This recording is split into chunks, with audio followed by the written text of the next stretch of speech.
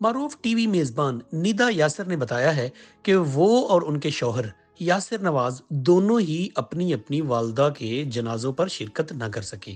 انہوں نے حال ہی میں ایک پوڈ کاسٹ میں شرکت کی جہاں انہوں نے بتایا کہ وہ اپنی والدہ سمیت اپنی ساس کے جنازے میں بھی شرکت نہ کر پائیں۔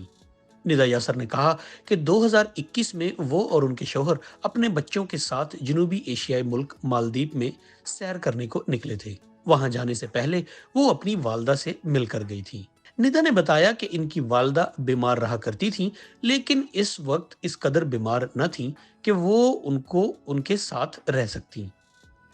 ٹی وی میزبان نے کہا کہ مالدیپ پہنچنے کے اگلے ہی دن انہیں بہنوں نے فون کر کے فوراً ملک واپس آنے کا کہا، اور انہوں نے بتایا کہ ان کی والدہ سخت بیمار پڑ گئی ہیں اور انہیں وینٹیلیٹر پر لٹا دیا گیا ہے۔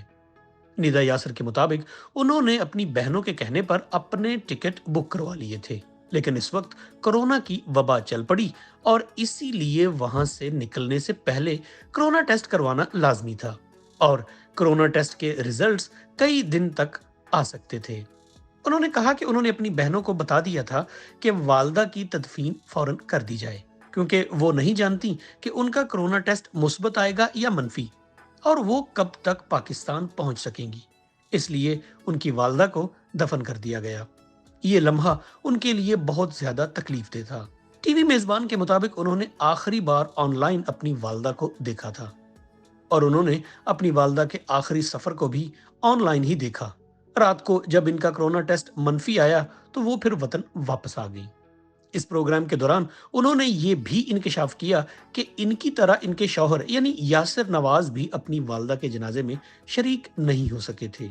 انہوں نے کہا کہ یاسر نواز کی والدہ کے انتقال کے وقت وہ شوہر اور بچوں کے ہمراہ یورپی ممالک اور ناروے سمیت بہت سارے ملکوں کے ٹور پر تھیں، لیکن وہاں پہنچتے ہی ان کے شوہر غصہ کرنے لگے۔ وہ جیسے ہی ہوٹل پہنچے، فون سے وائی فائی کنیکٹ کیا تو انہیں معلوم ہوا کہ ان کی والدہ انتقال کر گئی ہیں۔